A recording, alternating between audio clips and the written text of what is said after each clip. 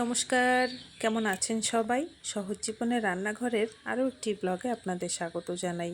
কালকে ঝড়ের সাথে এমন একটা আওয়াজ হলো, বুঝতেই পারলাম না যে বাইরে এত কিছু হয়েছে। আর রাত্রেবেলা ঝড় যেহেতু ছিল, বের হতে পারিনি। ঝড়ের মধ্যে বের হওয়াটাও ঠিক না।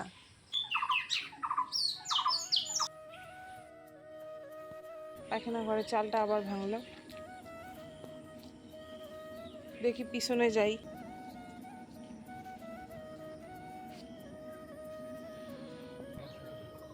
হ্যাঁ, সুপারি গাছ ভাঙছে তো,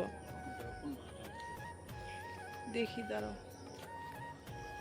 কালকে লিচুগুলো নেও নাই কেন? আমাকে তো বললাম না লিচু ছিল। এই যে এই গাছটাই ভাঙছে। এই যে এটা ভাঙছে, দেখি দেখি। ইস,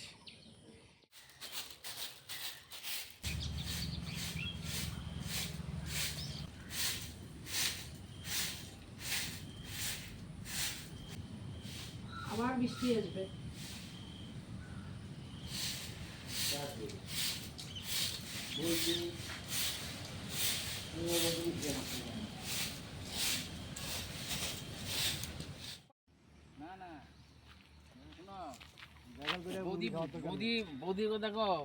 দাদার না বাজলে বৌদি বাজবে নাকি?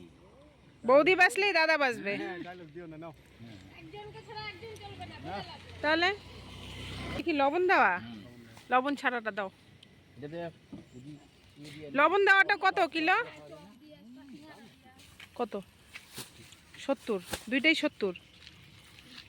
তাহলে হাফ কিলো দাও। একটু কেন 60 টাকা না? কিছু কবে না। আমার বাড়ির সামনে বাইক 3 গ্রাম। এমএট পর্যন্ত পাইকারি দামে মাল দিলাম। তাই লস হবে না তো? লস হবে না, পাইকারি দামে না। তোমার লাভ হবে তো? সেটাই, তোমার লাভ হলেই হলো। কালকে ওখান থেকে এসেই জামা কাপড় ধুয়ে স্নান করেছি। এত গরম, আর জামা কাপড়গুলো ধুয়ে দিয়েছি তার কারণ বর্ষার দিনে একটা সুবিধা, জামা কাপড় রাত্রে ধুইলেও যদি জলটা ঝরে রাত্রে ফ্যানের নিচে দেওয়া হয় তাহলে কিন্তু একদম শুকিয়ে যায়। সারা রাত ফ্যান চলে, আর আমি বর্ষার দিনে তাই করি। যখনই আমি কাপড় চোপড় ধুই না কেন, সন্ধ্যার দিকে আমি একদম খাটে মেলে দেই, সব কিছু শুকিয়ে যায়। তো এগুলো সব কিছু ভালো করে শুকিয়ে গেছে, আর রোদ্রে শুকালে পরে একটু ভালো হয়, তাই রোদ্রে দিয়ে দিলাম। আর ওখান থেকে আসার পরে গ্যাস তো শেষ হয়ে গেছে যখন বরের জন্য সকালবেলা রান্না করছিলাম। তো কোনো রকম তো রান্না করে দিয়ে গেছি। রাত্রেবেলা সিদ্ধ ভাত করে বাবা আর ছেলেকে খাইয়েছি, আমরা মা আমি কিছু খাইনি। তো এখন যেহেতু বাড়ির সামনেই মুড়ি আসলো, তো মুড়ি চিরা মেখে মা আমি দুজনেই খাবো। আর এই জামা কাপড়গুলো একটু রোদ্রে শুকালে পরে ভালো হবে, কোনো গন্ধ থাকবে না, যেহেতু ফ্যানের নিচে শুকানো। তাই জামা কাপড়গুলো একটু মেলে দিচ্ছি। আজকে আবার কিছু জামা কাপড় ধুয়ে দিলাম, শুকিয়ে যাবে। আর এখন কালকে তো দেখলেন গ্যাস শেষ, কালকে কোনো রকম রান্না করে দিয়ে বরকে কোনো রকম রান্না করে দিয়ে গেছি রাত্রেবেলা। কালকে ওখান থেকে আসার পর জামা কাপড় ধুয়ে স্নান করে একটু রেস্ট নিয়েছি, আর ডাল সিদ্ধ ভাত করে ওদের খাইয়েছি বাবা ছেলেকে। আমরা মা আমি ভাত খাইনি। আজকেও সকালবেলা আমরা ভাত খাবো না। সকালবেলা এই যে চিড়া মুড়ি মেখে মেয়ে আর আমি খেলাম। আর আজকে গ্যাস আসবে, গ্যাস আনবে, তারপর রান্না হবে। কারণ ইন্ডাকশনে না তরকারিটা রান্না করতে ঠিক ভালো লাগে না। তরকারি রান্না করলে ঠিক গ্যাসে যেরকম রান্না করলে টেস্ট হয় সেরকম টেস্ট হয় না। তো ওকে বললাম তুমি আগে গ্যাসটা নিয়ে আসো, পরে রান্না করি। শুধু সকালে ভাত করেছি আর ডিমের অমলেট করে ছেলেকে খাইয়ে স্কুলে পাঠিয়ে দিয়েছি। টিফিনও সেরকম কিছু দেইনি, 4টা বিস্কিট আর একটা কেক, বড় কেক, এটাই দিয়েছি আজকে। ও এটাই খাবে। গ্যাসের জন্য আমি ঠিক মতন রান্না করতে পারলাম না। আর ভাত খেতাম, কিন্তু ওই যে গ্যাস নেই, কি রান্না করবো, তাই মেয়ে আর আমি মুড়ি আর চিড়া মেখে খেয়ে নিলাম।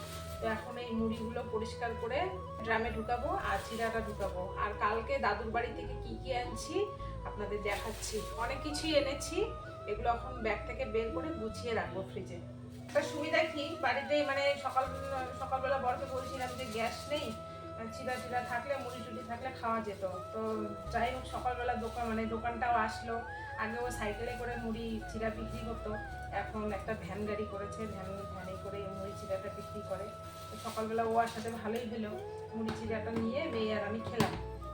তো এখন এগুলো গুছিয়ে রাখবো, রেখে ঘর তো সব মোছামুছি করা হয়ে গেছে। সকালবেলা করছে আবার এক বিড়াল বমি, মানে ঘরে 2 জায়গায় বমি করছে আর বারান্দায় করছে।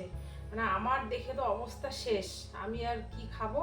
মানে এখন ওই যে পড়ে পড়ে ঘুমাচ্ছে, বমি করছে, পেটটা খারাপ লাগছে, শরীরটা খারাপ লাগছে, ও ঘুমাচ্ছে। আর বর সব পরিষ্কার করলো বমি টমি। আমি মানে ভালোবাসি, ঠিক আছে 4টা থাক 5টা থাক কোনো অসুবিধা নাই, কিন্তু এই যে বমি করে এইটাই আমার মাথা নষ্ট করে দেয় জানেন। এখানে আছে হচ্ছে চাল কুমড়োর পাতা। চাল কুমড়োর পাতা দিয়ে চাপা শুকনা মাছ দিয়ে বড়া খেতে দারুণ লাগে। আপনারা কারা কারা খান আমি জানি না, কিন্তু আমরা খাই। তো আমি এবার চাল কুমড়াটা লাগাইনি। তো দেখলেন তো কালকে বাগানটা কত বড়। তো প্রচুর পাতা নিয়ে আসছি, বাড়িতেও দিছি, দাদা মা ওরা খাবে, ওদের আলাদা আলাদা করে দিয়েছি। আর আমি নিয়েছি, মানে আমি বেশিরভাগটা আমি নিয়েছি, আমি বড়াটা খুব ভালোবাসি, তাই দেখুন কতগুলো পাতা নিয়ে আসছি। এটাতে কি বলুন তো, এটাতে হচ্ছে আম, কাঁচা আম। এটার কি খুলি, এটা এমনি দেখিয়ে দিচ্ছি। এগুলো হচ্ছে রসুন। মার ব্যাগে দিচ্ছিল, ওই মিষ্টি নিয়ে গেছিলাম ক্যানে করে, ওই ক্যানটাতে দিয়েছে 1.5 লিটার মতো দুধ, আর দিয়েছে 2 কেজি আতপ চাল। আতপ চালটা দেবে আমাকে, দাদাকেও দেবে, আমাকেও দেবে। আর এখানে দিয়েছে খেসারির ডাল। এই যে এখানে 3টা চাল কুমড়া রয়েছে। গ্যাস আসলেই রান্না করবো, জানি না গ্যাস আজকে আনতে পারে কি না, যা ক্রাইসিস চলছে কি বলবো বন্ধুরা, মানে বলার মতন আর কিছু নেই। শুধু টাকা আর টাকা, বুঝলেন, মানে টাকা, জীবনে টাকাটাই খুব দরকার। টাকা ছাড়া জীবন অচল, সত্যি কথা যেটা।